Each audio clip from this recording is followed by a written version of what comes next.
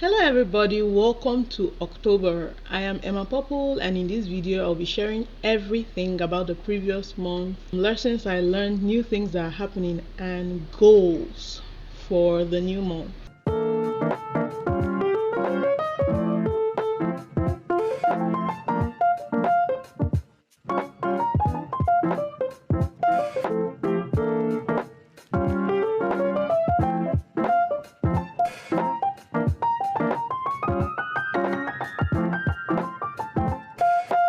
It looks as if I am 30.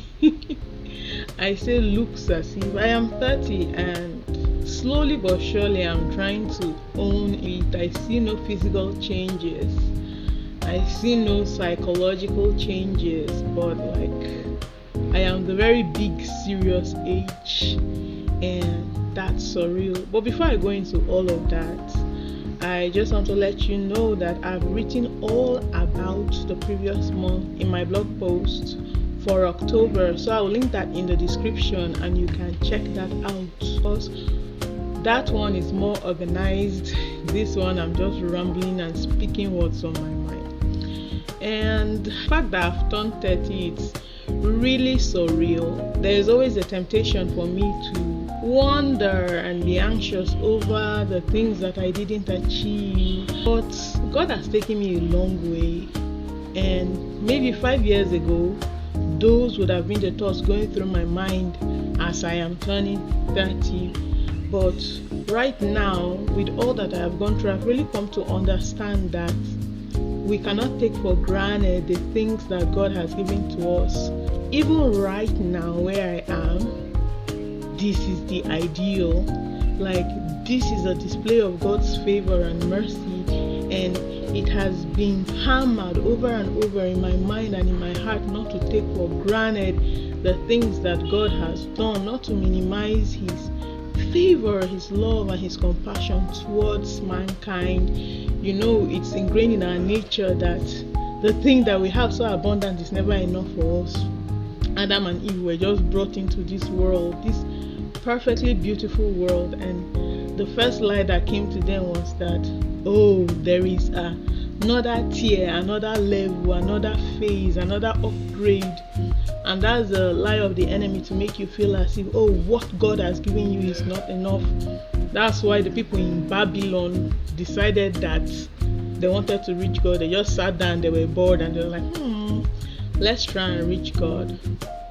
But it's so merciful to see that with everything in the present situation that I find myself, everything that I've gone through, grief, confusion, all kinds of emotions, the name of Christ is exalted above it all, because like a backdrop, His salvation is sprawled out, and with everything, all of my life and all of my days, I cannot even help but wonder the most important thing in the world, that Christ came to save us from our destruction, a destruction that we would have deserved, by the way.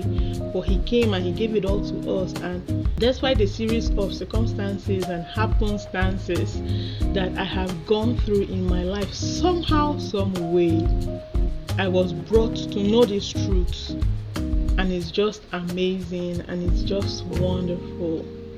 And in September I published a book, but that's by the way, that's not important. But the very interesting thing about May Miscellanies and writing that book, trying to process all those emotions throughout that 31 days, 1 month of May, is that even the things that I am still trying to process right now, you can see them sprinkled through it. Like what I just said before, looking at the past and really, instead of regretting, seeing it as an opportunity to be grateful, to show gratitude. Like the discontentment of man, where, oh, I want to be better. Like this situation that I'm in right now could need an upgrade. It could use an upgrade, like it can be better. And I have poems throughout the book that illustrates all these life lessons that I've been learning. to be honest, marketing, trying to market while being a writer is so hard for me. Like, I just want to write my stuff, but I have to do it if I want to make a career out of writing. I have to market and I have to do all this stuff. As hard as it is for me to say, hey, check out my book, this might be good, I gotta do it. So check out my book. The link will be in the description. May Miscellanies, 31 poems. Some are cool, some are vulnerable, some are just there, but they are really important to me, and I thought that it could help someone out. So there's this tradition I have every year on my birthday. I sit down and I praise God and I worship Him, and then I ask Him to lead me to a verse that I will need in the coming year of my life. And last year I had just gone through one of the most reality shaking things in my existence ever, and on my birthday I was praying last year. I was like, oh Lord, please lead me to a verse, and I talked about it in one of these kind of videos, and God led me to Romans chapter 12 verse 14, which says, pray for your enemies and bless those who persecute you. It was hard. It was very hard because I was expecting to hear words that would say, oh, you are entering into another realm of blessings, like good things. I wanted a word that was more directed to my situation, but God chose a word that was more focused on my character. And throughout that year of my life, it came in and in and in, not just that verse, but the entire chapter of Romans chapter 12 that was teaching us about living right, about not being conformed to the world, but being transformed by the renewal of our minds. And my mind came open to see faith and life from a perspective that was really ideal, a perspective that wasn't focused on me, but on God. Like in Galatians chapter 6, I talked about it last week. I hope I'm quoting the right verse. But in Galatians chapter 6, that said that we shouldn't be conformed to the spirit. I'm going to input it somewhere, but what it was basically saying is that we should set our eyes on things that are above and not things that are below. We should look from the perspective of God, which is very, very much beyond our perspective, and not bring God to the perspective of men. And that has to do with the awakening that I talked about in my blog post. God has been opening my eyes to some things that you will be seeing illustrated in my channel with some of the content that I will be creating. And after seeing how Romans chapter 12 verse 14 was so real in my life, to learn not to despise those who despise me, not to be too focused on enemies, and being in this navel-gazing sense of Christianity where everything is my enemies and my progress and my privilege and my benefit and my blessings and me. Like, I am trying to see life from the perspective that, okay, this life God has given it to me so generously and abundantly. How do I live it to the glory of God? How do I live in obedience? How do I live in contentment? How do I live in humility? And most importantly, how do I live in love?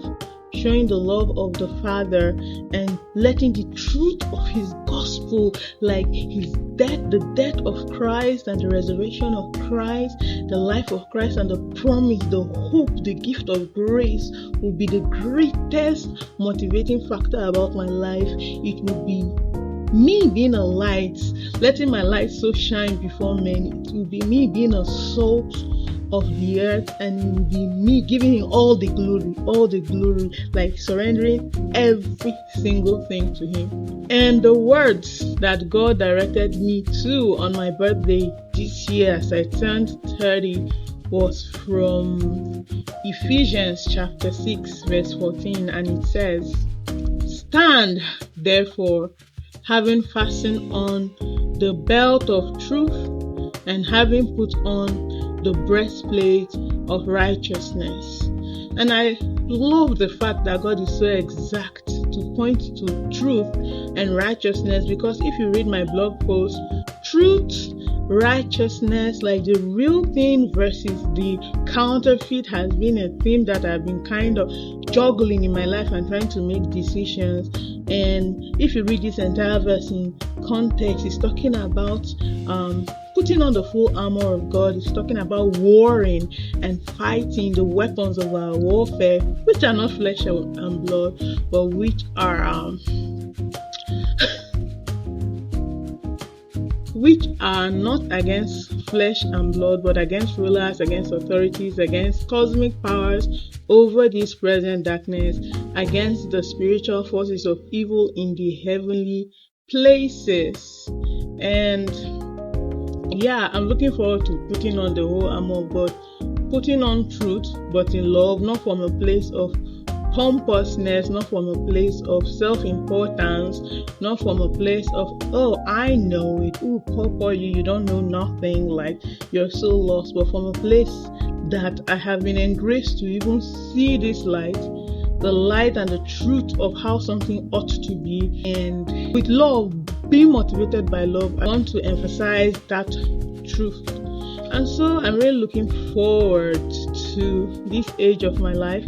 I'm looking forward to October. I have new tools now to be more creative.